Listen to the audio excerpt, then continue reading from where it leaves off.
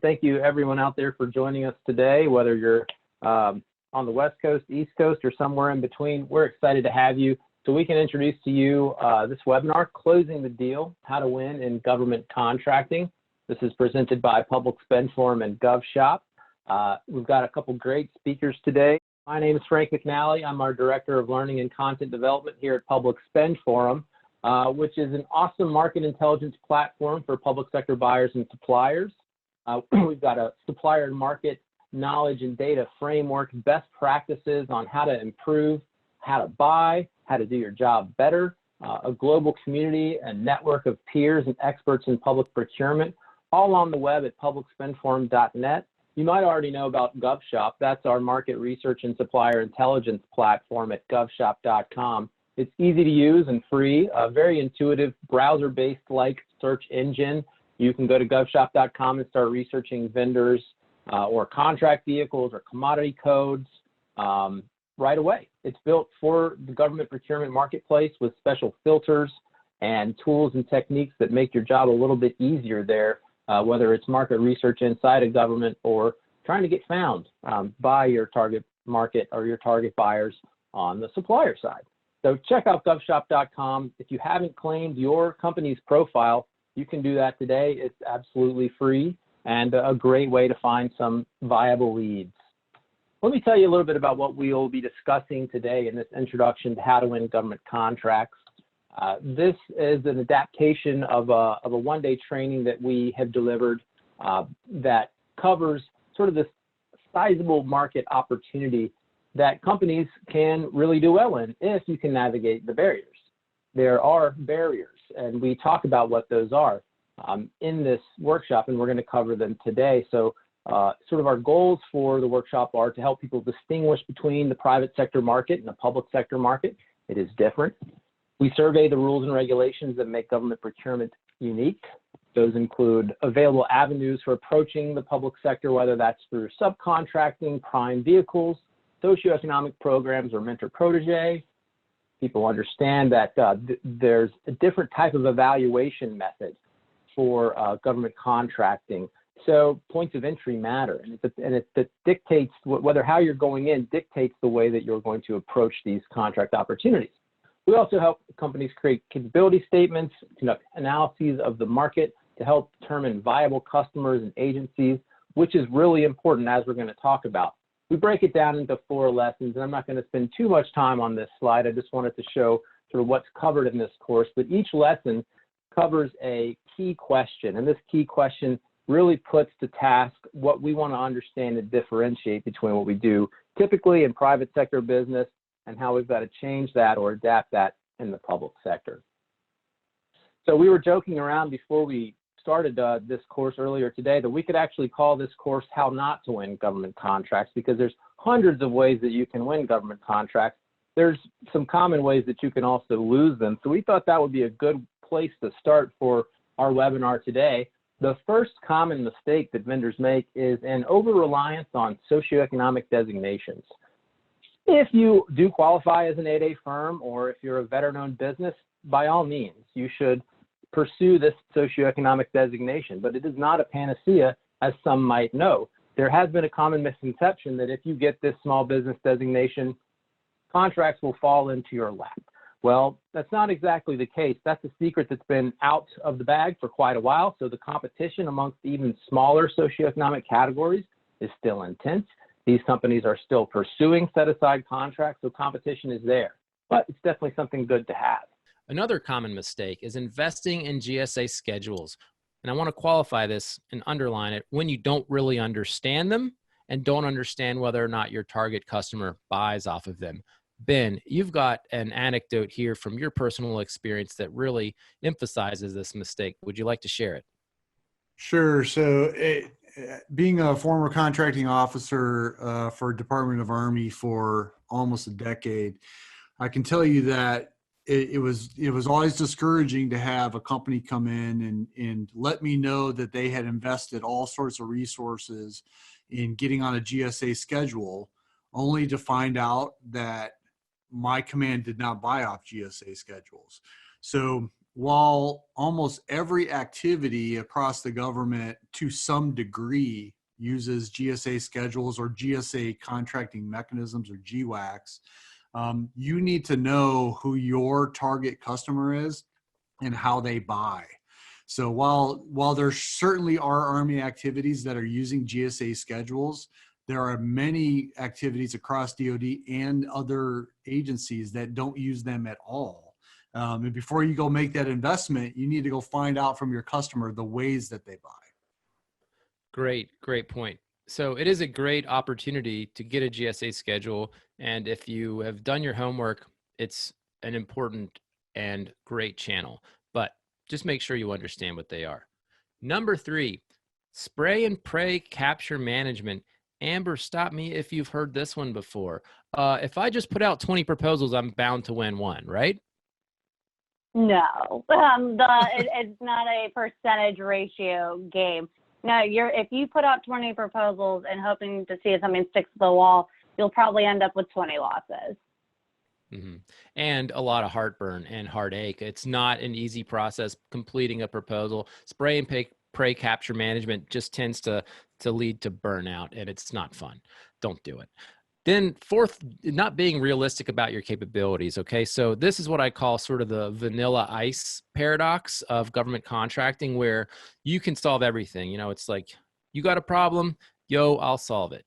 You can't do it that way. There's, first of all, you'll be competing with some of the largest integrators in the world, and they actually can do everything. You're likely not. Your best bet as a small to medium-sized business, find something that you're really good at, own that niche, own that channel, and double down. Number 5, not understanding how target agencies research and buy their goods and services. This kind of goes with number 2, but it's also about finding that product market fit, right? So understanding what your target agencies do, where they buy, and what they're buying, right? So that's super important to understand. We talk about this a lot in our course about how you can do research on your target agencies, how you can put a viable pipeline together so that you're not spinning your wheels when it comes time to finding those solicitations. That leads me to our sixth mistake, and we're going to talk about this a little bit later because we actually restructured our course to emphasize this mistake, which is not reading the solicitation and following the instructions precisely. That is a ticket to fail town. You have to read your solicitation. Government contract proposals are an exercise in compliance. They are not creative writing. They are about checking the box. Unfortunately, it's true. Now, you do have opportunities to write about your differentiators, but you have to do that within a very specific formula. And thankfully, Amber and what they really do at the Pulse of Government Contracting is really hammer this home. Finally, our final mistake is failing to identify your differentiators. If you don't know why a government contractor should care about what you do, if you can't figure out what it is that your company does that other companies don't necessarily do, then you're going to have a difficult time. I think this is a mistake that you can make in the private sector or in the public sector. But in the public sector, it's even more important because ultimately the proposal you put together, the capabilities that you provide are essentially going to be how the government makes their decision, their evaluation decision. Anything to add from my panel on these mistakes before we move forward? Frank, absolutely. These 7 are key. Just to hammer down on number 6 one more time, and I know Amber's going to really walk us through that. But a common mistake for vendors is spending all the time talking about the extras you plan to produce for the government before spending those limited pages on making sure that you have complied with some of the stuff that may seem less interesting. I've had many vendors in my career spend page after page after page telling me about unique things they'd like to offer me before checking all the boxes and complying with the section L and M. Absolutely. That's a great point. I mean, everybody out there wants to provide value. They want to bring their industry leading best practices. Everyone has capabilities that exceed what the government asks for, or so they say. But ultimately, as you'll see later, that solicitation is the formula. That's what you're writing to. All right. So lesson 1 in our course is all about speaking the language and effectively so that you can play the game of GovCon. Now, when we designed this workshop, we really understood that people were going to be coming in and needing to build a book of knowledge about government contracting. So we were very deliberate in the way that we organized these lessons. We wanted to scaffold knowledge, went to start with building you a base of the language of government contracting, and then upon that base, layer on some of the more technical lessons that are necessary to understand about government contracting. So the way we organize our lessons are around a key question. We want you to be able to answer the key question after after each lesson completes. And the key question for lesson 1 is, why is the federal government such a unique and challenging buyer? So let's get into that a little bit. Number 1, the money. Right? The money that is used to award a contract is taxpayer dollars. It comes out of the discretionary budget of the United States government. It's around $500 billion a year. So that money and the contracting officers that award that money are stewards. They're stewards of a public trust that's very important. So comes with rules and regulations. The calendar is another reason the government contracting process is different. Typically, companies in the private sector use a calendar fiscal year.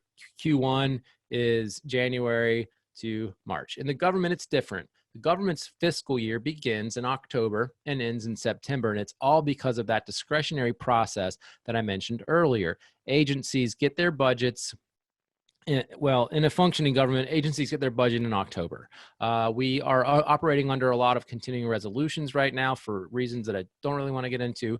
But the fact is that a lot of agencies are not even getting their budgets until second, third quarter, and that's challenging a lot of the processes. So, like I said, government fiscal year begins in October and it ends in September. So September is a critical time. That's when agencies are scrambling to spend any remaining budget that they haven't spent these days in about 6 months, all in about 1 month. And it's called sweeps month, right? Or use it or lose it time. Ben, you've lived through this. What is September like inside of government?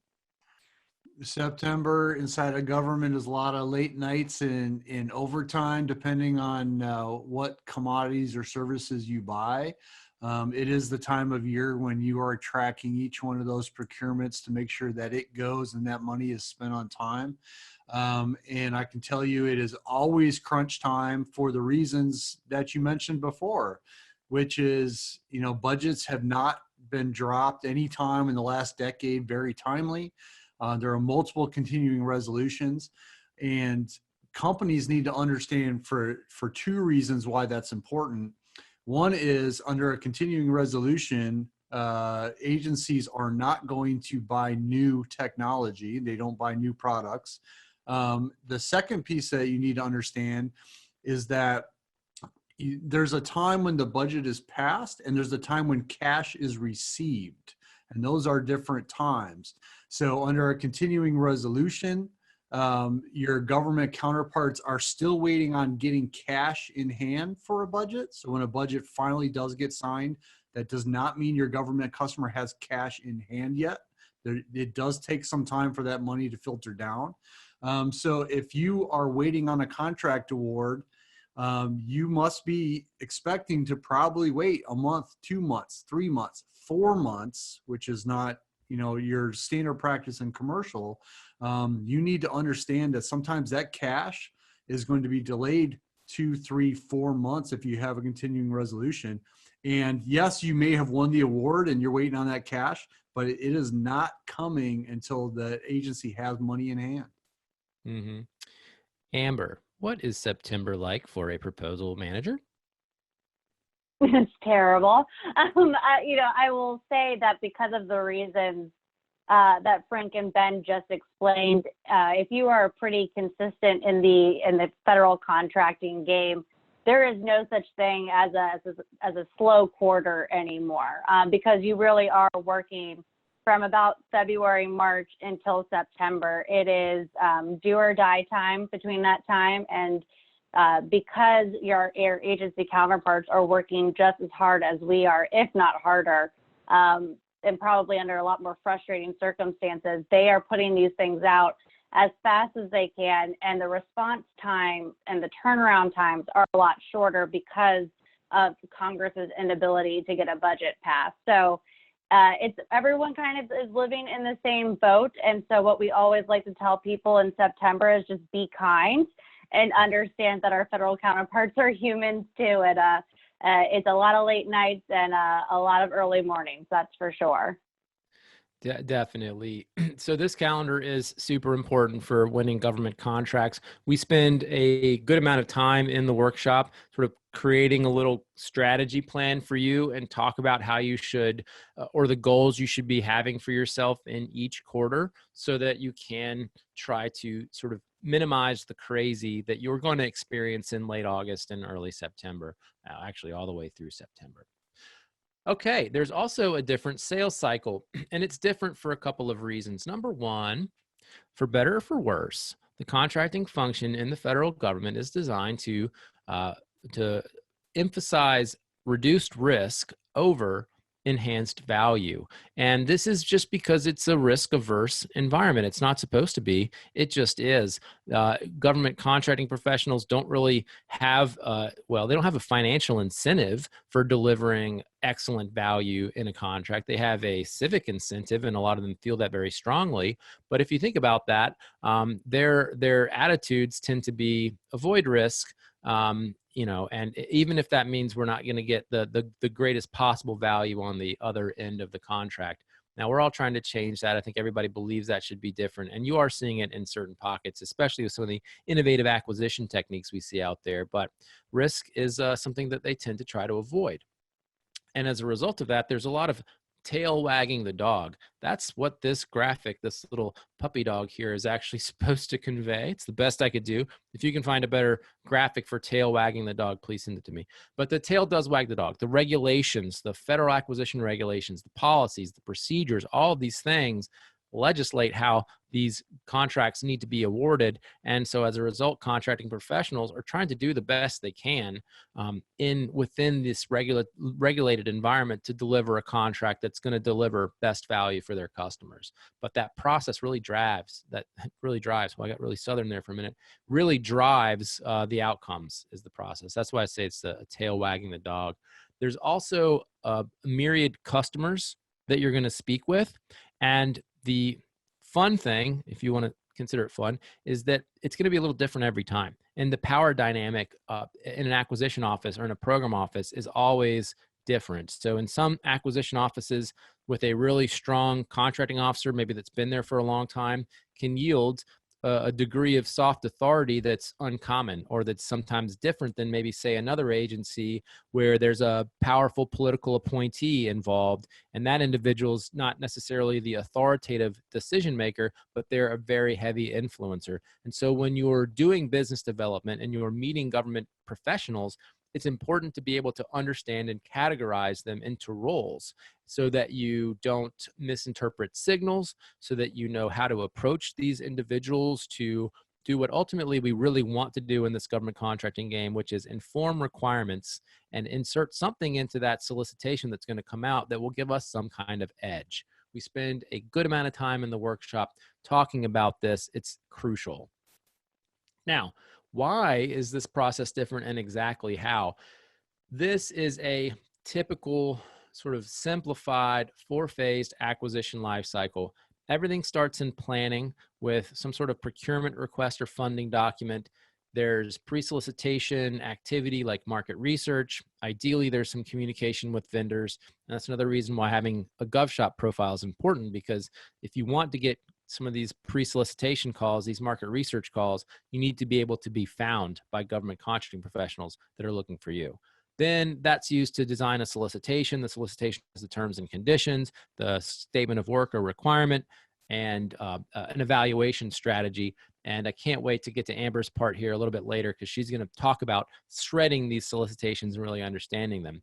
Then an award will be made. An award is made by a source selection official, who can be anyone from the contracting officer to some other sort of authoritative figure in government. But they ultimately look at the results of the technical evaluation team, and they say, okay, company A is the winner. Here's why.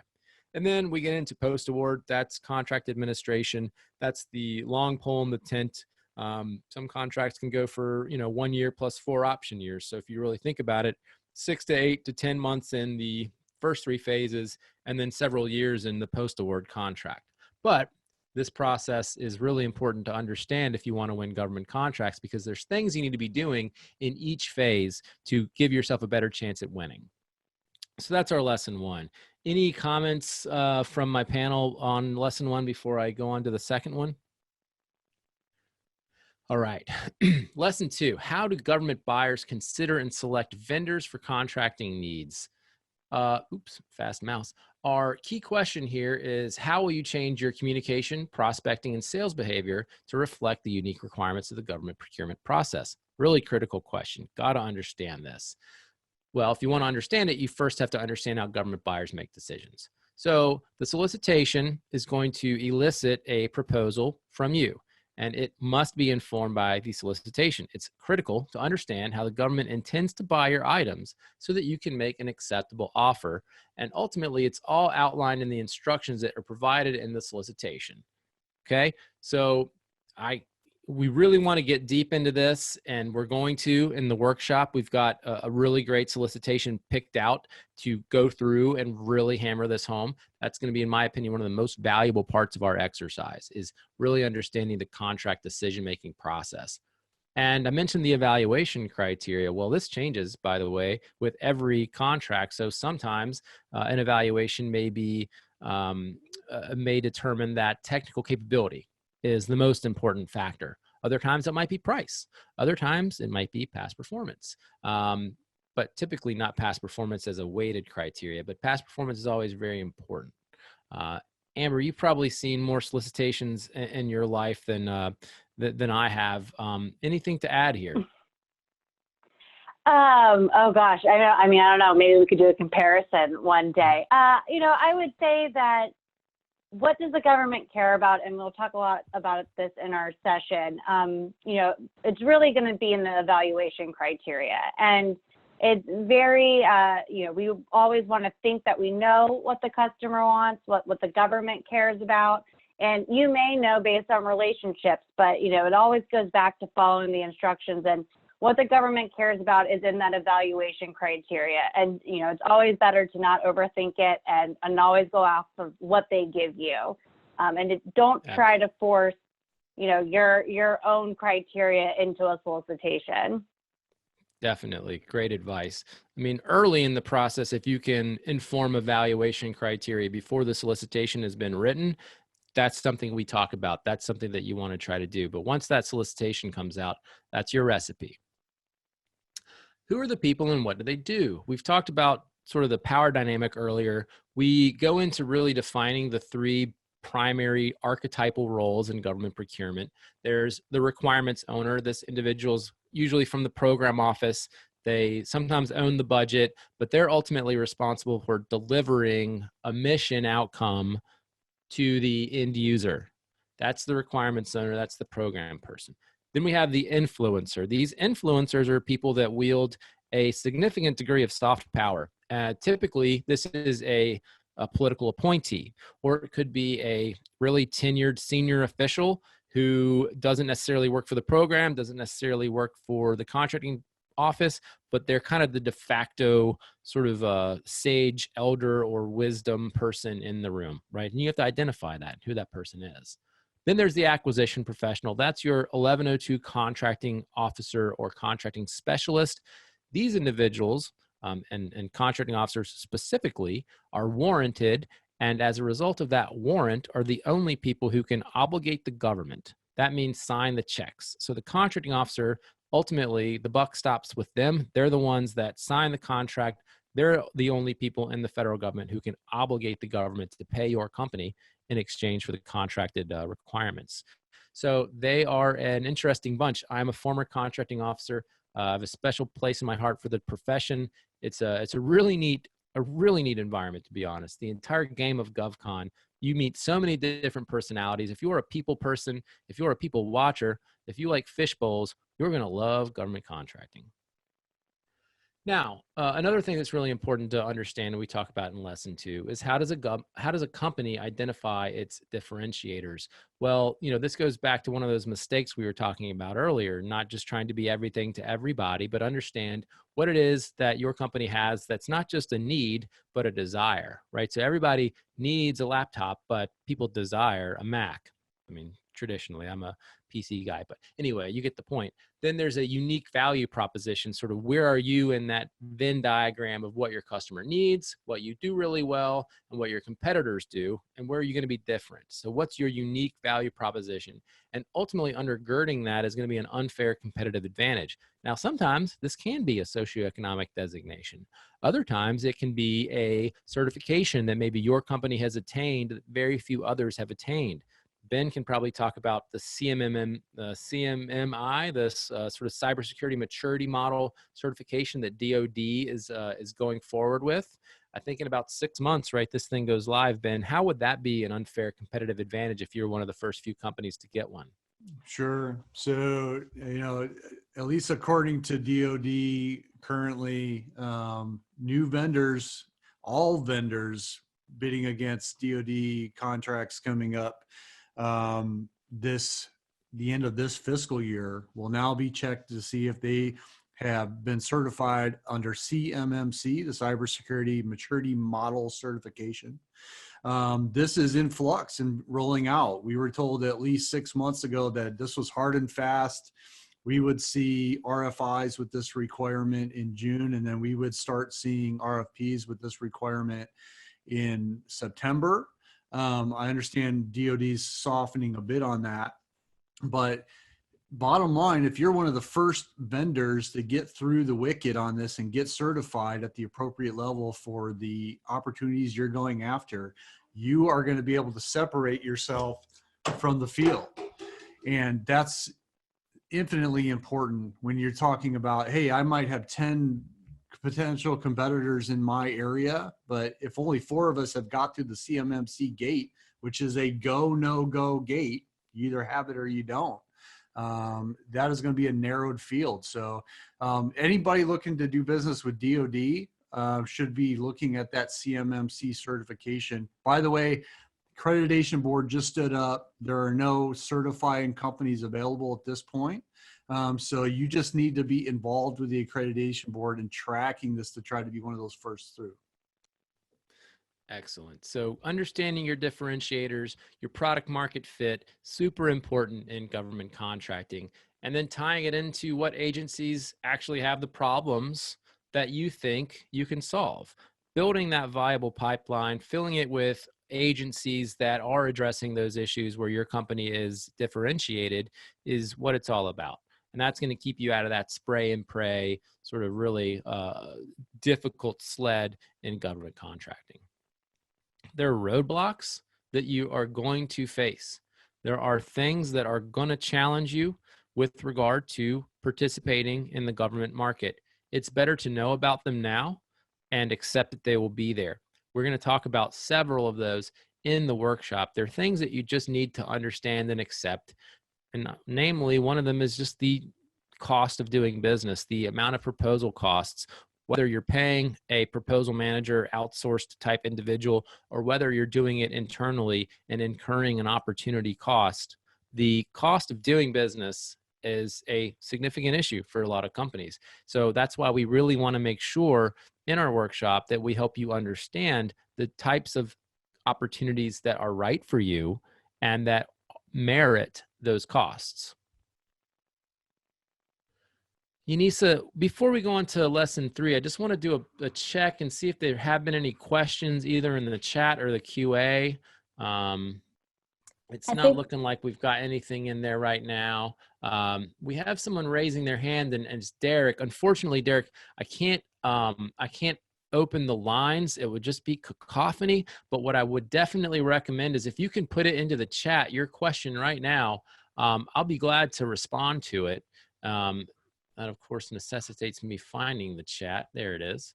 So go ahead, and I'm just going to pause for 1 second. If you want to type it in either in the in the Q&A or in the chat, we'll take it. And I'm just going to keep an eye on that going forward as I tee up lesson 3, which is the traditional paths to government revenue. Our key question here is, what methods have government contractors traditionally used to develop their business pipelines, and which should I consider for my business? This is critical. This is what I was just getting at. You don't want to go down dead ends. You don't want to go up costly creeks, especially if you don't have the right paddle. So where do you find federal opportunities? Well, beta.sam.gov, and I understand actually we have beta.sam.gov's #1 fan on the line, Amber.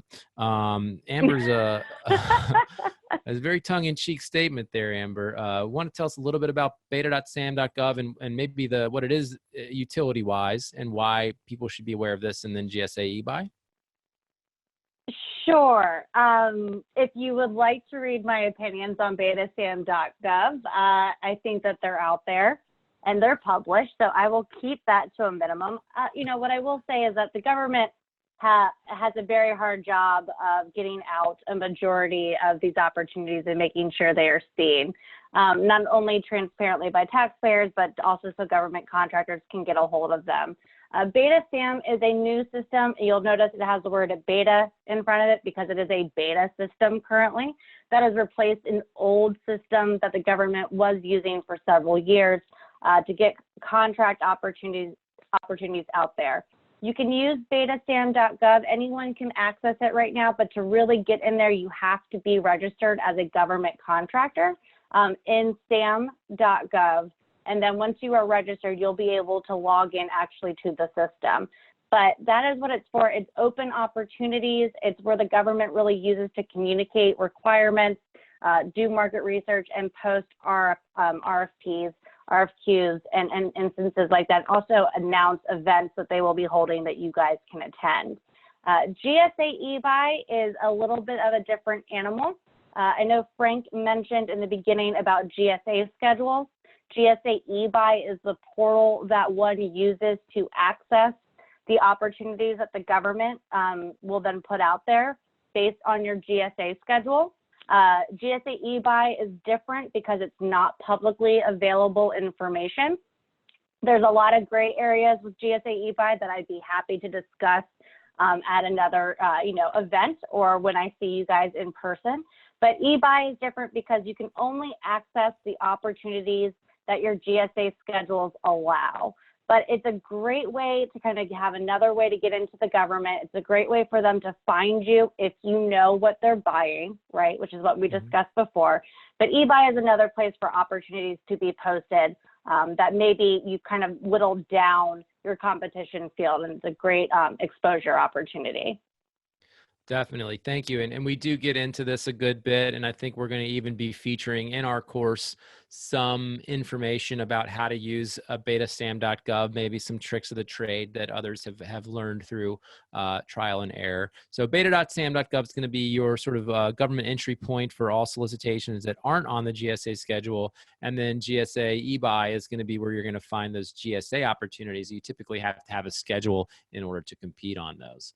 And so now to zoom this out a little bit, some traditional methods of government contracting, you can kind of go from the low dollar amount credit card micro purchase, which is typically a not to exceed $10,000, doesn't usually require competition, all the way up to consolidated purchasing vehicles that, might be useful or usable by multiple agencies. They take typically a good bit longer to compete and ultimately earn a position on, and then everything in between. So this is an eyeball chart, but we do go through it quite a bit in the workshop to help you understand sort of where your lanes might be.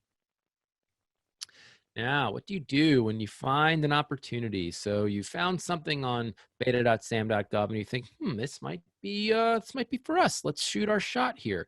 There's some things that you're going to want to do. Read the contract, pay attention to the terms and conditions, look at that statement of work, comply, comply, comply. And now it's time for me to turn it over to Amber for a moment so she can tell us a little bit more about how you do this and what they're going to be talking you through in our course coming up. So Amber, take it away for a minute. Absolutely. So Lisa and I, who is my other counterpart of the Pulse of GovCon, are really excited to facilitate this 1-hour session with you guys during this whole event. As Frank mentioned, we will be using a current RFP to kind of do a live training where we can kind of discuss, show you our thought process of how we kind of shred an RFP, what a solicitation means and what this document means to you, what are the roles and responsibilities. We have worked with a lot of small businesses where the roles and responsibilities were just one person. So we will be able to discuss what that looks like, what's important, kind of how you triage, down to if you have a larger team, what does that look like, and why this is a complicated procedure. Do you want to go to the next slide? So why is this important? I will say, and maybe I'm just biased because I am a proposal manager, proposals are the lifeblood of the government contracting community. In some way, shape, or form, you will have to receive and bid and get a contract in order to be a government contractor. The whole entire thing doesn't work without a proposal or an RFP or a contract. So shredding the solicitation is beyond important, and understanding that really builds the roadmap to how you structure your proposal response. And I will say that we are proposal literalists, which means that compliance is king to us. So that is something we're really going to drive home. The purpose of our exercise is we think there's no better way for you to learn than kind of being hands-on and going through a real-world scenario. We will walk through the most pertinent sections of each pre-selected solicitation in the typical order of how we would break them down as proposal managers. And we'll also discuss how to properly reflect this information in an annotated proposal outline so you can be compliant, which is the most important, and compelling, to kind of add in a little bit of that flavor and that distinction that Frank and Ben had talked about earlier. And as I mentioned before, I am one of the co-founders of the Pulse of GovCon, and it's always important to know who's giving you this information. So I provided a link to our website. You can learn a little bit more about Lisa and I and our backgrounds. Also happy to take any questions prior to the event or post or while we're there. But we are a boutique market intelligence firm that specializes in GovCon storytelling. Our business has been around for 2 years, but Lisa and I have been working in the government contracting community for over a decade, supporting proposal and business development lifecycle, helping people get into the door, helping them grow their portfolios, and introducing them to new customers. Phenomenal. Thank you, Amber. And I'm just so pleased that we're able to have you come on and do this exercise. As someone who's had the unique pleasure of writing contracts for the government, inside of government, and then also the opportunity to be on the other side, responding to those solicitations and writing proposals, I can tell you that this exercise is going to be hugely valuable. I mean, nearly worth the price of admission. And it's not a very expensive admission to begin with. And that reminds me, we do have our scholarship winners selected. So if you applied to a scholarship to our course, How to Win GovCon, we're going to be sending emails out this afternoon with our selections. So stay tuned to your email. Keep an eye on that to find out if you won. But again, yes, thank you so much, Amber, for coming on and agreeing to do this part during the workshop. We're lucky to have you and appreciate it. And we do have a great guide, a full resource guide for contractors that has tons of links inside of it on, the basics of supplying to the public sector, where you can find opportunities, not just in the federal government, but in the state government as well. Research sources for the market, a link to the Pulse of GovCon is in there, and all kinds of support business resources, et cetera. So download that and take a look. All right, we've got about 27 minutes left. No, I'm sorry, 15 minutes left. And we're going to get into lesson 4 right now, which is new hacks for winning government work. This is an exciting session because what we really talk about is how you can take advantage of innovative methods of procurement that are really becoming very popular right now, and where you can go to find customers who are amenable to those efforts. That's our key question. Where do you find innovation opportunities? Well, there's a couple sources right now. You could go to challenge.gov and see any types of crowdsourcing or government type challenges that are out there. Challenge.gov is a neat site. Check it out. And then there's VA's micro purchase repo. This is an awesome little experiment that the Department of Veterans Affairs is doing. And they're basically bidding out these micro consulting contracts, less than $10,000, to do sort of just really discrete coding based opportunities and builds that you don't have to go through an entire long contracting or solicitation process to earn. So we talk a lot about this during the class, and I think it's a great way to get involved. It's kind of a Trojan horse, so to speak, for getting involved in government contracts, because it's a low dollar, low sort of pressure situation, but it allows you to get involved. It allows you to talk about your past experience on your GovShop profile. It allows you to tell other people that you're meeting and networking with that you have done some work for the government. It's a really neat story. So we talk about some of these traditional and non-traditional hacks to breaking into GovCon. It's a fun part of the course. We really like that. So I want to save enough time here, though, so I can talk and I can let Ben talk about sort of how government procurement technology is shifting to some of these innovative methods. So Ben, take it away, please. All right, thanks, Frank. And, I know this is a mouthful for the three charts I want to cover, because we just got done talking about how to position yourself to go after government contracts.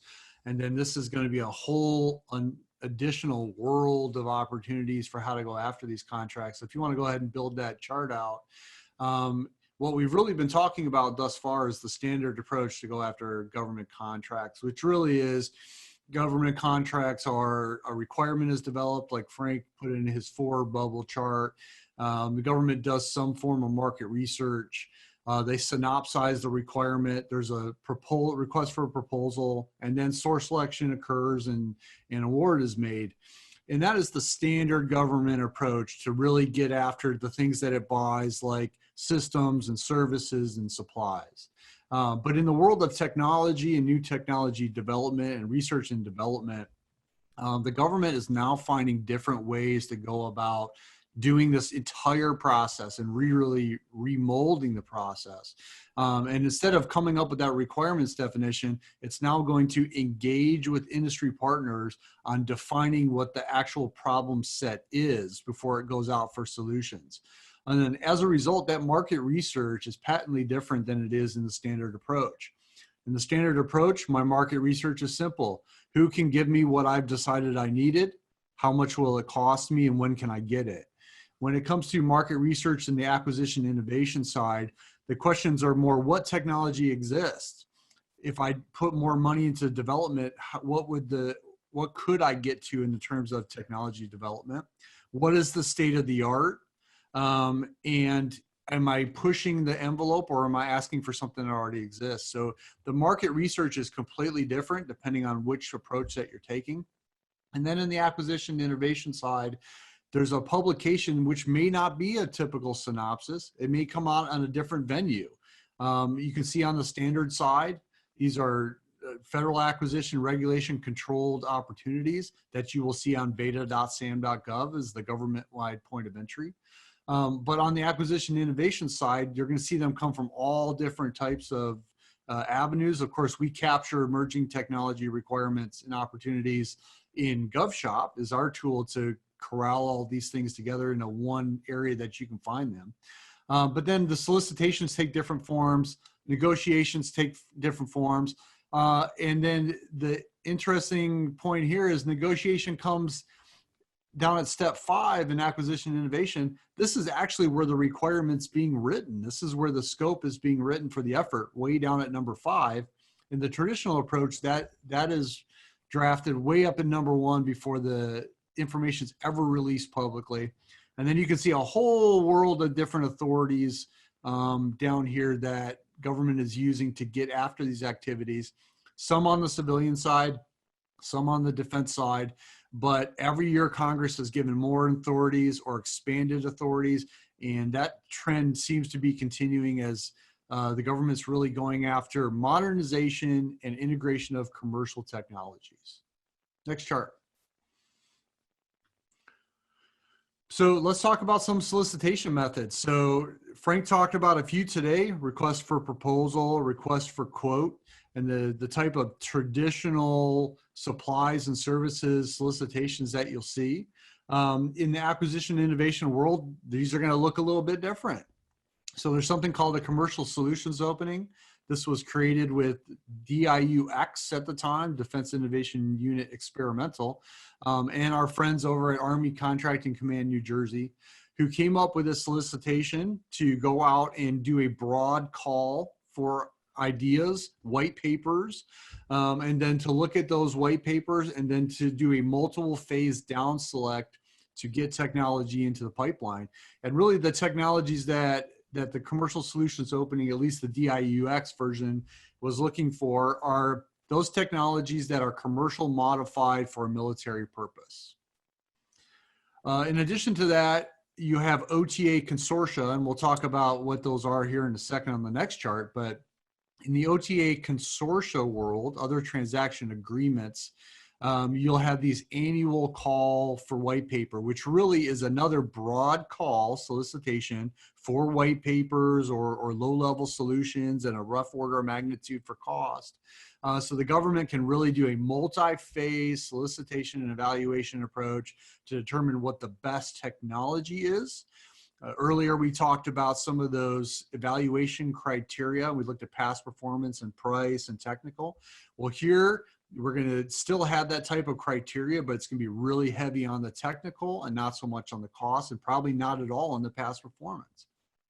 And then we have broad agency announcement is a standard FAR solicitation method, but it can be used in the context of other transaction agreements as the contracting mechanism to vary in different ways. The broad agency announcement is a large solicitation method, broad call, sometimes annual, in which companies can solicit white papers against open topics, same kind of mechanism here. The difference between this and the other two is under the broad agency announcement, the solutions that are being sought after are for basic, applied, and advanced research solutions, as opposed to commercial modified solutions for the CSO or prototyping solutions under the annual plan call for white paper. And then the last thing I want to bring to your attention on these different authorities and different methods for going after technology is prize challenges. And this is something that Frank brought up on that first chart when we got into this section, which is head over to challenge.gov and look at some of the opportunities that they have on challenge.gov for these low-level solutions. These are prize challenges. You get prize money for taking on the challenge and providing some kind of solution. They're not development contracts, but by law, they can be paired with development contracts. So in addition to being selected for a prize challenge, being successful and winning some prize money, you may also be going into an OTA or another contracting long-term development mechanism to actually continue to develop that technology. And then the last piece on this chart is that we capture all of these type of solicitations in GovShop because by law, they are not mandated to go into the government-wide point of entry or beta.sam.gov. I will tell you almost all commands still put them into beta.sam.gov. But what we try to do on GovShop is really capture just the emerging technology ideas in some of these alternative acquisition methods in one spot in our opportunities page. All right, next chart. And then, so I talked about OTA Consortia on the last slide. OTA, other transaction authorities. There are 11 agencies that have other transaction authorities. This chart specifically really looks at the OTA Consortia specific to the Department of Defense. And you can see that the OTA Consortia really have 7 management firms. I can tell you there's an 8th. I still have to update this chart.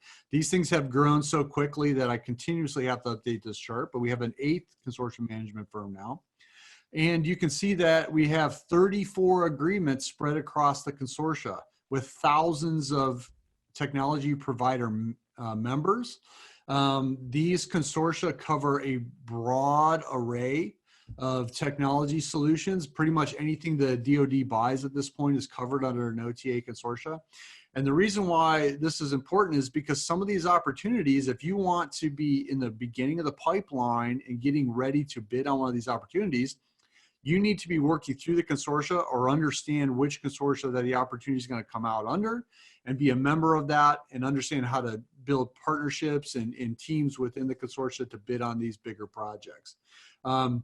I think a key piece to these three charts that I just went over here, this is an entirely different world than your typical government contracting FAR-based agreements. We have an entirely separate workshop on other transaction agreements called Other Transaction Agreement Advanced. It is a super in the weeds, get ready to nerd out on OTAs, full day, only OTAs, where we really break it down to a level that you can't get anywhere else, which is not just understanding the law and regulation and policy and guidance on OTA, but actually applying that in an environment where you scrub a solicitation, build an acquisition strategy, look at an agreement, negotiate and craft terms, and really walk out of there, if you're on the government side, as an expert practitioner who's able to solicit, publicize, evaluate, and award an OTA. And if you're a vendor, understand how to identify which OTAs are good for you, which opportunities are right for your technology, and how to build your pipeline early at these phases in these alternative methods and bring that all the way through award and hopefully into a production contract. Frank, I think I've answered all that. I do have one more thing I'll sum up here real quick. I hope in the notes folks are tracking in the chat. We got a great question about the CMMC. And Yanisa posted two links in there for you. One to the Office of Secretary of Defense's site, which gives you the official DoD information and frequently asked questions. And also a link to the accreditation board for CMMC, newly stood up accreditation board, less than a month old. You can go to their site to understand what their timeline and schedule are for accreditation for CMMC. And the question that everyone's been asking me is, will CMMC apply to OTA? We know it will. We've been told it will. CMMC is about protecting controlled unclassified information. It's about having basic cybersecurity controls in place. And it doesn't matter whether that's contract environment or OTA environment, protecting the information is the justification for CMMC. So it will apply to vendors who are looking to bid against OTA and alternative acquisition opportunities. Thanks, Ben. I have a quick question, if you don't mind. So if it seems like if you're a small company, you're just getting started out on government contracting, this all seems pretty complex. Are OTs still a good opportunity for that type of business? So OTs can be one of the best opportunities for a small business, in that once you understand the environment and how to get into the OTs, whether it's joining a consortia or tracking a commercial solutions opening or broad agency announcement and prepping to bid, it can be a very low barrier of entry on the regulation side. So there's not going to be all those investments that Frank was talking about earlier, which was, in the contract world, you might be, hey, do I have to learn about a facilities clearance? Do I have to learn about a cost accounting system or getting an approved purchasing system? Do I have to open myself up for government audit? On the OTA side, a lot of those things have been streamlined, so it does create a lower barrier of entry. That being said, this is a confusing new world of all different kinds of rules and regs, and what you learn on the contract side probably doesn't apply on the OTA side. So if you're just coming to this and learning, you really need to get that basic OTA understanding, and then get something like the workshop that we provide to actually get in the weeds and understand what you're bidding against. But once you've learned the OTA side, most companies that once they've gone OTA, they realize this is where they want to be if they're a technology provider, and leave FAR contract for the big service contractors. Great, thank you. Okay, we are now sort of at the end of our hour. We did have a question come in from Faith, and I have to answer this live because it allows me to say one of my favorite things in government contracting. But Faith's question is, how important is it to have a GSA schedule? Is it critical to success? And my answer is an affectionate, it depends. And it depends on really what you're selling. So for example, if you want to sell medical products to the Department of Veterans Affairs, yes, it is critical that you have a federal supply schedule, GSA schedule contract, because VA may only buy medical products and services from their federal supply schedule. So in that case, yes, critical. Other cases, if that's not what you're selling, not necessarily, and maybe not. The GSA schedule, like we said, is really important if you understand that your agencies are buying there, and if you have some competitive, wares that you can sell there. So the answer is it depends, and we definitely talk more about that in our workshop. So hopefully, Faith, will see you there. And Unisa has just put in the landing page so you can learn more about that workshop. Again, that's March 17th in the heart of Washington, D.C., right off the McPherson Square Metro. It's going to be a beautiful sunny day, Tuesday, March 17th. I think that's St. Patrick's Day. So that's cool. But we hope you'll all consider coming. If you applied for one of our scholarships to this How to Win Government Contracts course, we're going to be letting you know if your scholarship was accepted in a little while. So those emails are, I think, going to go out by end of day. So keep an eye there. And good luck, and thank you for applying on that. Thank you to Alliances for this amazing allianceship. Dr. Brisley, we really appreciate the support from your community, and what you all are doing with Alliances is super cool. So we recommend everybody check that out when they get a chance. Thank you to Amber and the Pulse of Government Contracting, the Pulse of GovCon, for joining us today. Thanks, Ben, for sharing us all this information about innovative acquisition and providing that color commentary that we always appreciate. Thank you for joining us. We know your time is valuable, and we're happy that you spent it with us. Stay tuned. We're going to send a post-event recap email with a link to watch this with a link to watch this recorded session. And I'm going to go ahead and send you the slides too, because I just think there's some really good information in here, and also some hot links that we want you to have. All right, it's 3:01. Thank you so much. Thank you to everybody, and we will see you next time.